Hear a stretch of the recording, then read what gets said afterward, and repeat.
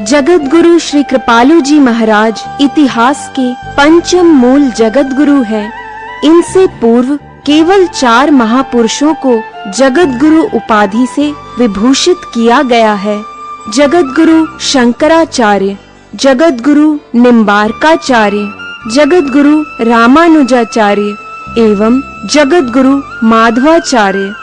जगतगुरु श्री कृपालु जी महाराज की विशेष प्रतिभा संपन्न एवं वरिष्ठ प्रचारिका साध्वी ब्रज चकोरी जी ने संस्कृत में MA किया। पश्चात श्री कृष्ण की महती अनुकंपा से वैराग्य युक्त होकर आचार्य चरणों के सानिध्य में गहन साधना एवं वेदाध्ययन किया। पिछले 3 दशकों में भारत के विभिन्न प्रांतों में विशुद्ध सनातन धर्म का प्रचार कर रहे हैं।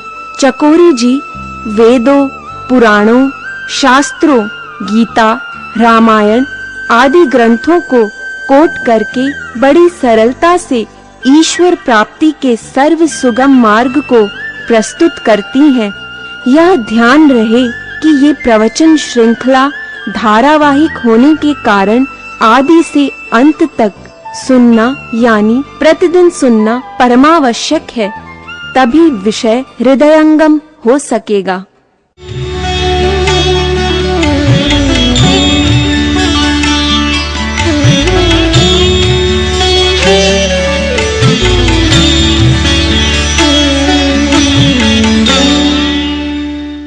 भगवान कहते नहीं, मैं भी कानून में बंधा हूं। चाहे भगवान हो, चाहे इंसान हो, चाहे शैतान हो, सब कानून में बंधे हैं।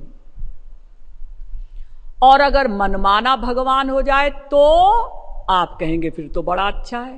क्या हम भगवान की शरण में नहीं जाएंगे और कृपा हो जाएगी? लेकिन अगर कोई कानून न हो तो ये भी तो हो सकता है कि हम भगवान की शरण में गए और कृपा नहीं हुई। हाँ जी, ये भी हो सकता है। ये तो बड़ा खतरनाक है। आप मजदूरी करते हैं तो पैसा मिलता है। अगर कोई कानून न हो, दिन रात मजदूरी करिए, पैसा नहीं मिलेगा। यानी भगवान भी कानून में बंधे हुए हैं। सोचिए, जो भगवान संकल्प मात्र से अनंत ब्रह्मांडों को प्रकट कर देते हैं, संकल्प मात्र से अनंत ब्रह्मांडों का प्रलय कर देते हैं, संकल्प मात्र से किसी को जीवन दान कर सकते हैं, वही भगवान राम अपने पिता दशरथ जी को जीवित नहीं कर सके, श्राद्ध कर रहे हैं। गिद्ध को जीवित नहीं कर सके, फूट फूट कर रो रहे हैं। क्यों? कानून है कि जब जिसको मरना है वो मरेगा, उसमें भगवान भी कुछ नहीं कर सकते। इसी प्रकार से ये भी कानून है कि अगर आपको भगवान की कृपा चाहिए तो आपको भगवान की शरण में जाना होगा। आपको कृपा चाहिए जी, तो शरण में चले जाइए। नहीं, हमें कृपा नहीं चाहिए तो शरण में मत जाइए। नहीं जी, हमें भगवान की कृपा तो चाहिए, लेकिन बिना शरणागति के कृपा हो जानी चाहिए। ये चाहिए वाहिए से काम नहीं बनेगा।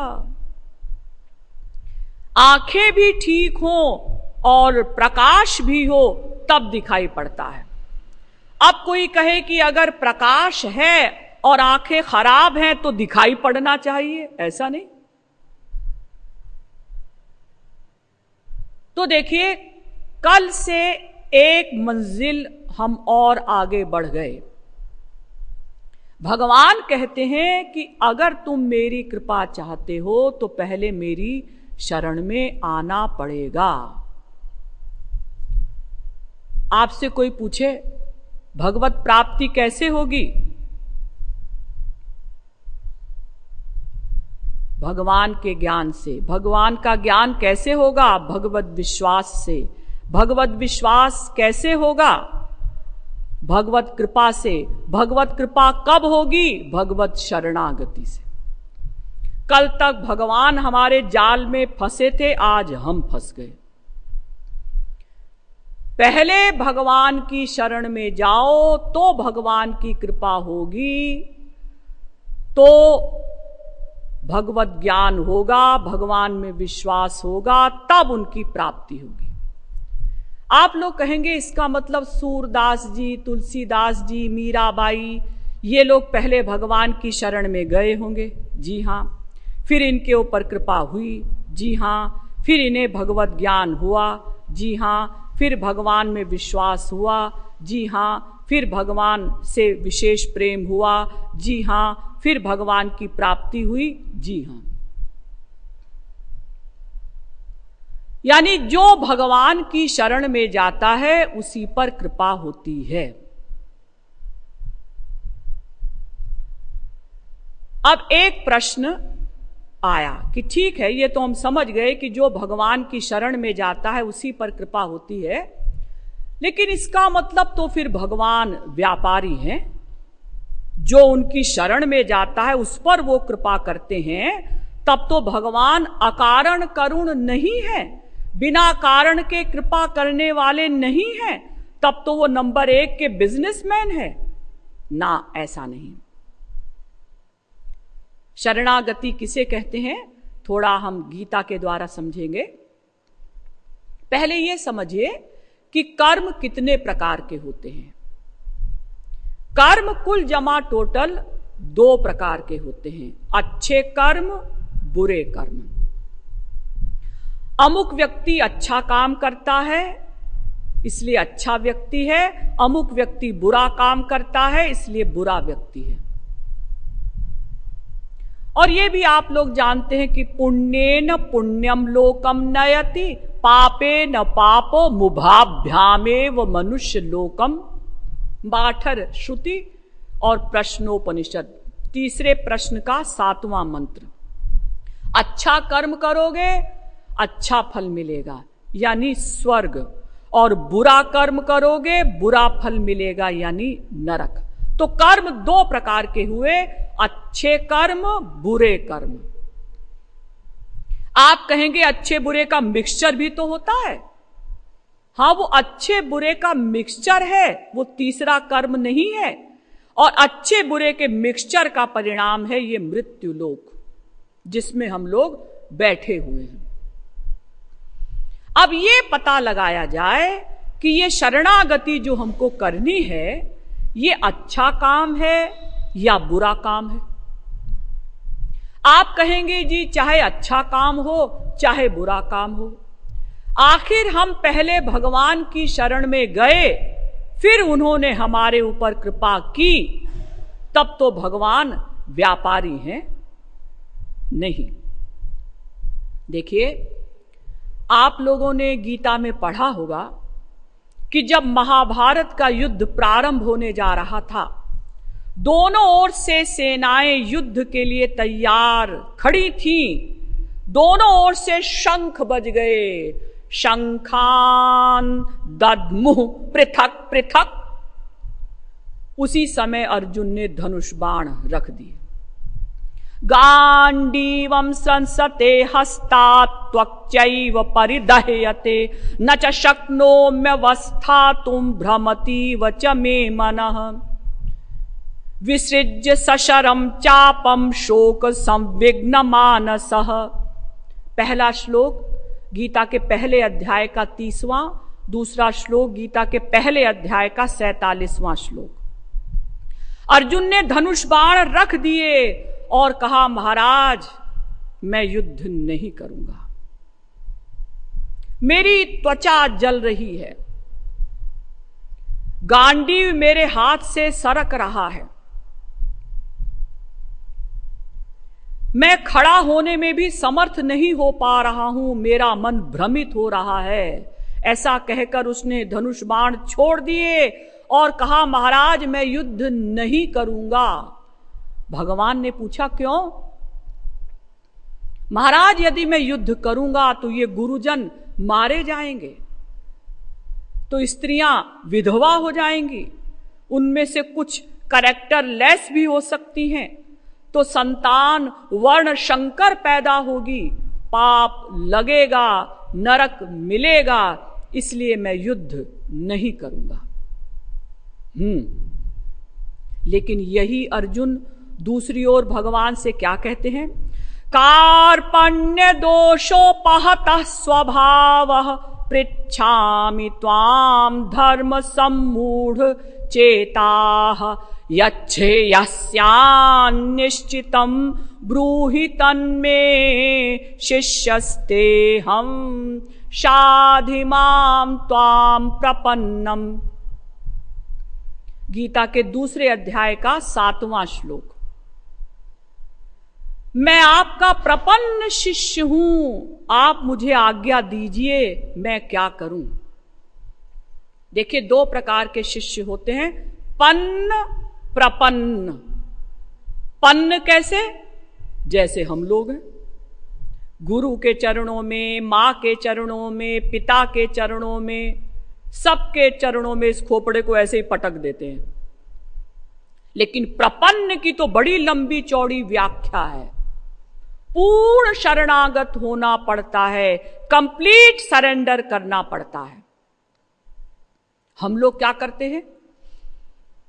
भगवान की मूर्ति के सामने खड़े होकर कहते हैं, त्वमेव माता च पिता त्वमेव, तू ही मेरी मां है, तू ही मेरा पिता है। लेकिन हमारा अंतःकरण क्या कहता है? ना, आप ही हमारी मां हैं, ऐसा नहीं। हमारी मम्मी है जो घर में बैठी हैं। आप ही हमारे पिता हैं, ऐसा नहीं। हमारे पापा हैं जो ऑफिस में बैठे हैं। आप ही हमारे धन हैं, त्वमेव द्रविणम, ऐसा नहीं हमारे पास बैंक बैलेंस है। ये हो गया पन्न। लेकिन अर्जुन ने कहा, मैं आपका प्रपन्न शिष्य हूं। अर्जुन ने ये नहीं कहा मैं आपका रिश्तेदार हूं, आपका दोस्त हूं, आपका दास हूं। उसने सीधे कहा, मैं आपका शिष्य हूं, आप मुझे आज्ञा दीजिए, मैं क्या करूं। तो भगवान ने कहा, युद्ध कर, क्योंकि अगर तू युद्ध नहीं करेगा तो ये बुरा काम हो जाएगा। अर्जुन ने कहा, महाराज मैं युद्ध तो नहीं करूंगा। तो फिर देख, ये बुरा काम हो जाएगा। अर्जुन ने कहा, महाराज मुझे आपकी बात कुछ जची नहीं। जब मैं युद्ध कर ही नहीं रहा हूं तो मैं बुरा काम कहां कर रहा हूं। भगवान ने कहा, बेवकूफ, एक और तो कहता है कि मैं आपका शिष्य हूं, आप मेरे गुरु हैं, और दूसरी ओर कहता है मुझे आपकी बात जची नहीं। अरे संसार में भी जो बात सूक्ष्म होती है, बारीक होती है, दूरदर्शिता की होती है, उसे जन साधारण नहीं समझ पाते। देखिए, अगर इसी इतिहास को लिया जाए, श्री कृष्ण और अर्जुन का नाम छुपा लिया जाए, ये न बताया जाए श्री कृष्ण भगवान थे, अर्जुन महापुरुष थे, केवल ऐसा कहा जाए कि एक व्यक्ति था, उसका एक रिश्तेदार था। तो उस रिश्तेदार ने उस व्यक्ति से कहा कि तुम इतने लोगों का खून कर दो तो तुम्हें इतना बड़ा राजपाट मिलेगा। उस व्यक्ति ने कहा कि मैं राज्य के लिए इतने लोगों का खून नहीं करूंगा।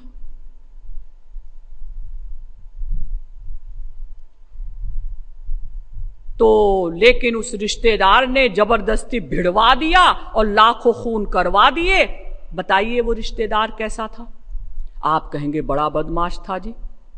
फिर बताइए कि वो रिश्तेदार थे भगवान श्री कृष्ण, जिन्होंने लाखों खून करवाए वो थे भगवान श्री कृष्ण, और जिन्होंने लाखों खून किए वो था अर्जुन महापुरुष। तो आप क्या कहेंगे, अजी भगवान थे तो ठीक ही होगा।